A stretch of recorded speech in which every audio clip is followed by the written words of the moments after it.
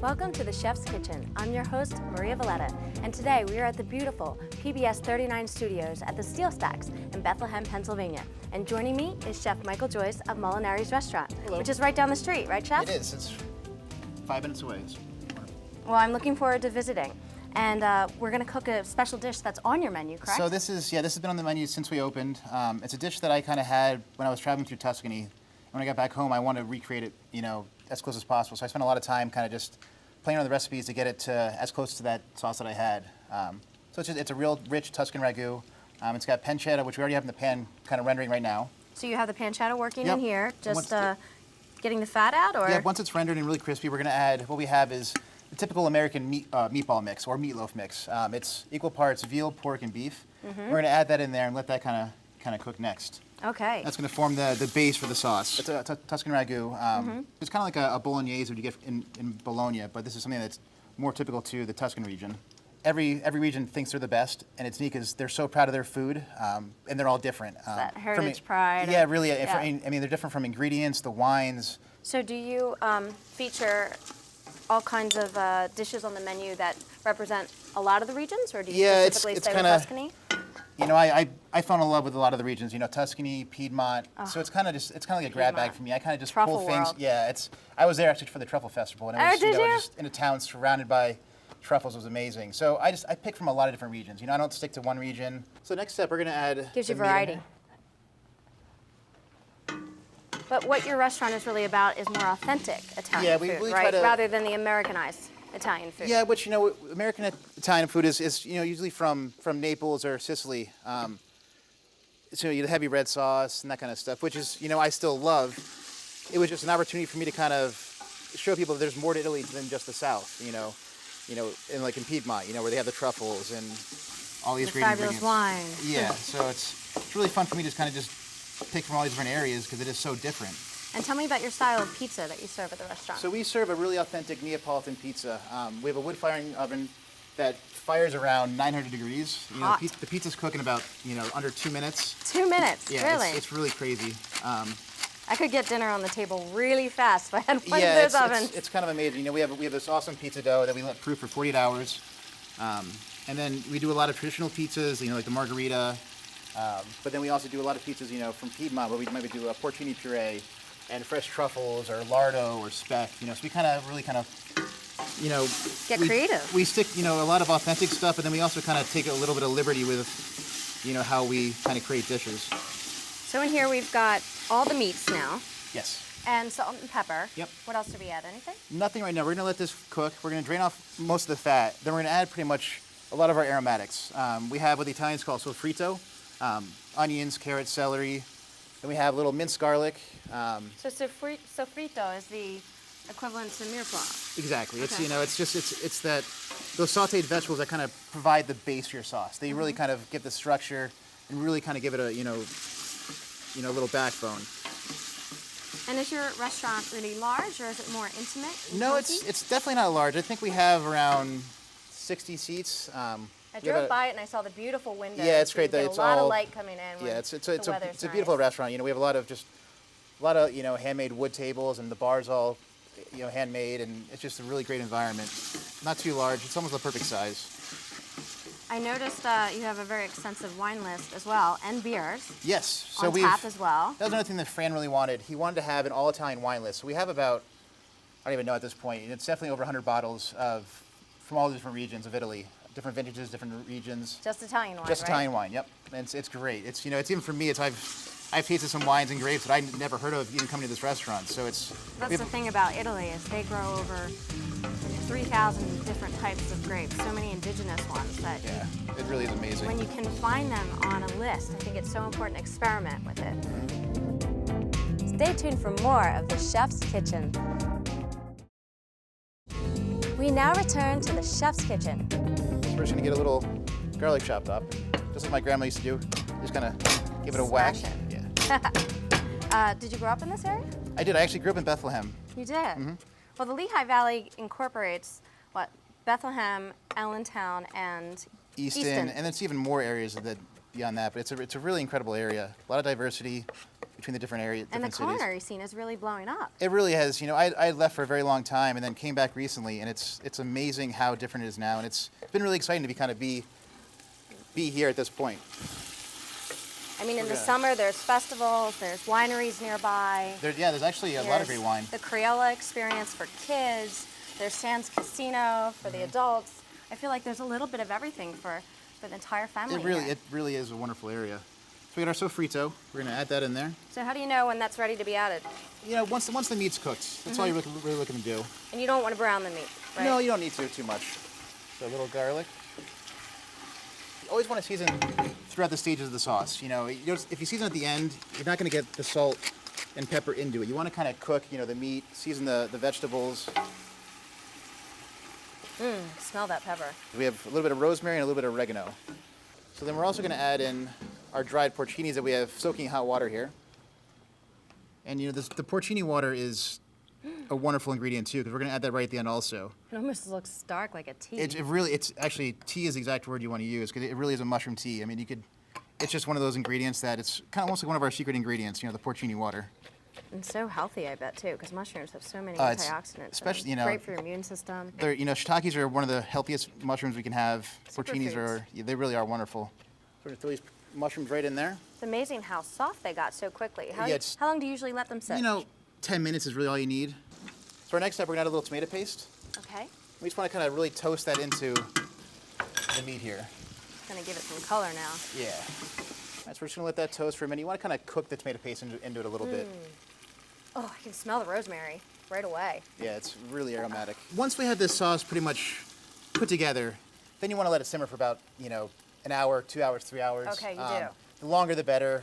It's always better the next day even. Yep. So it is. It's like chili. Yeah, it definitely takes a long time to cook once you have all your ingredients in there. So then we have a nice just red wine here. We're just going to add to that. Do you cook with Italian wine? We do. Yeah? We do, and it doesn't have to be anything crazy. I mean, definitely, you want to cook with a wine that you would drink. Yeah, but that you could being use like a said, Dolcetto. You wouldn't want to use a Barolo. Yeah, you're not going to cook with a Barolo. Yeah. But you want to have a wine that's definitely, you know, not too tannic, you know, a good balance. I think this is actually a Montepulciano, so it's, you know, it's a great, just middle line wine. From Abruzzo? Yep. You always want to make sure when you're making your sauce to have your pasta water ready to go. So this is we'll cook our pasta in this once we have our sauce ready. It's kind of thing that takes a while to boil, so you always get that ready to go. You put a little salt in there, right? And Yep. Like my grandma always said, you know, you want to taste like the ocean, so you kind of can't be shy when you season water. You really kind of got to get a good bit in there. And you could use, you know, we're using the canestri today, which we make at the restaurant, but you could use a penne, a rigatoni, even a flat noodle like fettuccine or pappardelle would really kind of hold that sauce well. Yeah. You don't want to use anything too thin, like an angel hair or spaghetti. Yeah. It just doesn't cling to the sauce as well. Yeah, it doesn't have anything to catch it. Exactly. And then you feel like you're missing a bite. I mean, you can see this guy's, we use bronze dyes at the restaurant, and it's what really gives it the ridges. And the ridges are key to kind of holding that sauce. What is it that you use? We have an extruder Yes. that's got bronze dyes on it. So the dough gets extruded Bronze through dyes, these gotcha. bronze dyes. And it's critical to getting those ridges and really creating a nice dry pasta. Do you always let them dry a little bit like this, or do you sometimes use them straight? You can use it fresh? straight, but you ideally want to let it dry overnight in your fridge for 24 hours. 40 hours is ideal. So we have San Marzano tomatoes, or a tomato from Campania, that are just the best Italian tomato. They're always canned, and they're just delicious. You know, they have the volcanic soil from the volcano that I can't remember what it. Vesuvio. Vesuvius, thanks. So it gets that volcanic soil, and it's got a minerality to it, and it's just they're delicious. They're the best It's tomatoes the terroir and the tomatoes. Yeah, it really is. So we're gonna add this Great. right in there. Yeah, no, we always kept cans of that in our house. Growing up, my mother always used Yeah. San Marzano. I And feel like there's- that they're so it's so. I feel like most people know that now. And you can buy them at any good market now, which is great. And you can make soup with them. It's just a quick sauce with a little garlic and basil, and that's like all you need. I mean, really as simple as possible. And we're also going to add a little veal stock, which we Veal make veal stock. stock at the restaurant, but you could use beef stock. Mushroom stock would be great in there. Doesn't have to be the veal, even chicken. We have veal around, and it really kind of gives it a great body. And then we're also going to add in that reserved porcini water. I was just going to ask you that. It's gonna reinforce that porcini flavor. And then one thing that we use a lot at the restaurant, it's kind of like our secret ingredient, is Parmesan rinds. We go through a lot of Parmesan at the restaurant. Yeah. And people throw these out, but they're great to add to soups, stews. They just kind of give it this nice salt. If you make minestrone, you've got to put one in there. So we're just gonna throw 3 of these in there, and then 2 bay leaves. And then at this point, we're gonna bring it to a boil and then simmer it for, like I said, for about 2 hours. We have the finished product right here that's been, I made this yesterday, cooked for about, 3 hours, then it's sat overnight. So it's ideal right now. We'll return with more from the chef's kitchen. We're back with more from the chef's kitchen. Then we have our boiling pasta water. So we're just gonna take our pasta here. They're so cute. I feel like all the different kinds of pasta shapes are really in right now. It's amazing how many different I grew up, shapes. It was like penne and rigatoni and spaghetti. Spaghetti. Yeah. And that was it. And now it's like bucatini and agnolotte and all these other things. And I love it because it's just so fun to eat. It's great. We have another shape called radiatori, which was made by a graphic designer in the 90s, and it actually resembles a old school radiator. So Really? it's just a really neat shape. I'll have to come in and try that. So we're gonna finish the sauce with a little bit of chopped parsley and then a real nice grated pecorino romano. So we're just gonna take some parsley. You never want to chop your herbs up too much. You want to really treat them with a reverence and not destroy them. So we're just gonna give them a real quick little slice. Is there a tip you can use for when you wash herbs, how to dry them quickly? A salad spinner. Yeah. What you would have for lettuce or whatever. They even make smaller ones now. Because they just don't chop well when they're wet. No, you want to make sure they're always dry. So you can spin them in the salad spinner and then put them on a plate with a little paper towel to kind of let them finish draining. Really looking forward to having some pasta. I was craving pasta for lunch yesterday. I didn't have it. It's the kind of thing. Growing up, it's what I ate all the time, and it's what I still crave now. And having this pasta machine at the restaurant, it really has opened up a whole new world to me for making our own pastas and different shapes. And it really, the shape will dictate the sauce. So it's depending on what shape we have. We almost design a sauce around that shape. And then desserts. What kind of desserts do you like to put on the menu for Italian? So we always have 12 different flavors of gelatos and sorbets. So right now we have 5. Homemade? Yep, all homemade. Wow. Right now citrus is the big thing in winter. So we have a blood orange sorbet, we have a grapefruit and Campari, pomegranate, lemon, and then we always have chocolate gelato, hazelnut. We have a cannoli gelato. Do you? That's kind of the flavor of, it's got ricotta in it and chocolate chips. That's great. So we always have 12 different flavors on hand. But then we make a traditional chocolate budino, which is an Italian, essentially a pudding with a little espresso and hazelnuts. So we try to do really simple desserts. We have a chestnut torta on right now, it's a chestnut and ricotta cake. We serve with a little chestnut honey. Real simple, but it's the kind of thing, Italians, desserts are always simple. They want things that are, pretty much to go with an espresso. You have espresso and you have a simple slice of cake, and that's it. Nothing over the top. Or a little espresso on top of your ice cream, that works too. Yeah. Well, we offer what the Italians call affogato. Affogato. It's a scuba gelato and an espresso, and it's just it's one of those things. You pour the espresso, table slide over the gelato, and it's wonderful. So we're just gonna scoop out a little bit of this sauce. Are you finished with this? Should I get it off the stove? It's probably really hot, so I would. To see what you're doing here with the sauce. Sure. There we go. So the dried pasta, more commercial dried pasta, usually about 10 minutes or so in the boiling water. Our pasta is usually about 4 minutes because they're a little fresher, not as dried as like a commercial variety. Al dente, huh? So homemade pasta is a little different. You'll never really get that al denteness because it hasn't been dried as long, but because it's homemade pasta, it'll be it won't quite have that bite to it, but you don't want to make sure you don't want it to be mushy. So pasta in 4 minutes and pizza in 2 minutes, you said, right? Yeah. So food comes out fast. It does. We try to. Restaurant. But you slow down and have your wine, right? You got to. Italian food is all about the experience of the table. It's eating with friends, drinking wine, and just the whole experience. Not just about the food, but it's the entire package. Of just sharing time with friends and talking and discussing. That's what I got from being in Italy was how their ideas on food is a lot different. You know, they slow down. You know, they take a 1 hour lunch break every day. I They have a glass know. of wine, and it's, you know, because it's not just something that it's not just about feeding themselves. It's, you know, it's part of, you know, you see your family, trade stories, see how people in the community are doing. So this pasta is just about done. And then we'll strain it and add Yep. it to the sauce. Exactly. And if you ever notice your sauce is getting too dry, pasta water is a great source, one of salt, and there's a lot of that starch in the water now, and it gives, you know, it'll give body to a lot of sauces. So a lot of sauces at the restaurant will finish with a little bit of pasta water, a little bit of butter, and a little cheese, and that's what's going to create the sauce. Ooh. And it really kind of clings to the pasta. Butter and cheese. We've got cheese here. I don't think we need the butter. No, I think this is probably rich enough already. We'll be right back with more from the chef's kitchen.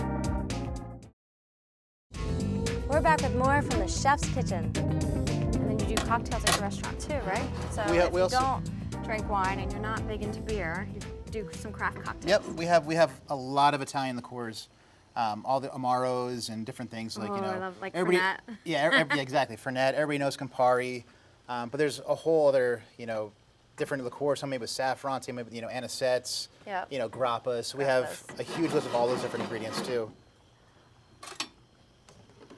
Which is nice for after dinner as well sometimes. Yep. A little grappa. You know, espresso and an anisette. You know, Molinari's anisette. You know, it's really all you need. So this guy's ready to go. All Grab right. These towels. That one's a little wet. You want a dry one? That's right. So we're just going to drain this into the pot over here. So if you're going to use that pasta water, you got to make sure to save some. Yes. If you're going to add it, right? It's always good to kind of ladle it out before you dump the pasta. They really plumped up, didn't they? Oh, it's incredible. So we're just gonna give it a little toss. I'm going to learn how to do that one day. And you always want to make sure you, And not spill it on myself. yeah, you always want to undercook your pasta a little bit because you want the pasta to kind of cook in that sauce. It's going to absorb that sauce and kind of really kind of finish off. And it's really key to getting that sauce is going to cling to your pasta. Yeah, And because then- the last thing you want to do is then put it in there and get it soggy. Yeah, exactly. So we're going to add some more parsley. And then just a beautiful pecorino romano, which is a sheep cheese. I ate so much of that actually when I was in Tuscany because it just comes from the neighboring Oh, it's what's Umbria. We stayed in a you know, a vineyard when I was in Tuscany, and it was, you know, the breakfast there was, you know, a wheel of their pecorino, a wheel of their homemade prosciutto, and that's what they gave you for breakfast, and it was amazing because it was just you could taste the surrounding area. Do you need more herbs? Are you okay? Yeah. Should take a little more of that Kinda parsley cool. over there. I can actually dump that right in here. Yeah? There's some whole ones in That's there. right. Though. Well, it looks pretty. And that's pretty I much just it. got a whiff of that. That's fantastic. Well, let's plate it in this pretty bowl over here. What do you think? Oh, looks great.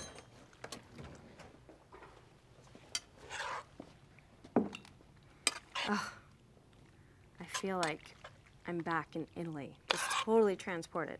And that's, you know, Anna came up with the great tagline of "Save the airfare," and that's kind of what we try to do. Is that it's, you know, save your plane ticket, come to Molinari's, because we try to really kind of create that experience of being in Italy. Yeah, for the amount of a plane ticket, I could eat at Molinari's probably 10 times. Yeah. Which is fantastic. So now we always finish our pastas with, you know, we get this great olive oil from Seasons in Bethlehem. Oh, local. And so we're just gonna top that, and then one last flourish of more cheese. And you really can't be shy with the cheese. It looks so pretty. A little dusty, And no that's it. snow. And we brought a wonderful, really cool wine. The vineyard's La Mozza. It's in southern Tuscany. It's from the area around Scansano, and it's a Sangiovese blend that they use for Chianti. It's 85%, but it's a great wine that's really kind of has a great earthiness to go with the porcinis, and it's got enough fruit to kind of go with that tomato. So it's really wonderful. Plus the acidity. I feel like the Sangiovese grape has enough acidity Yeah. to stand up to This rich the sauce. acidity Yeah. and the tomatoes and everything here. Yeah. So that's it. Go ahead and pour the wine.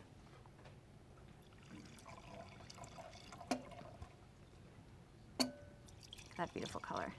Yeah. This Just is an Italian dinner made in heaven. It's a great wine just to kind of have the really rich sauce. I can't let this pasta sit in front of me and not just taste it right now. Go right ahead. I'm gonna dig right in.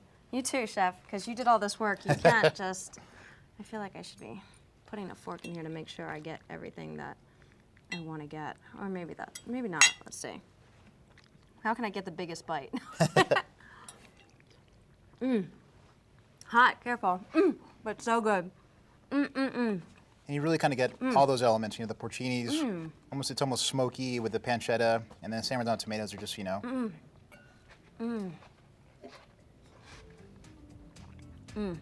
That wine is a perfect pairing. Yeah, it's a really great wine. I have to go for one more bite, especially this little cheesy part up top. It's just so good.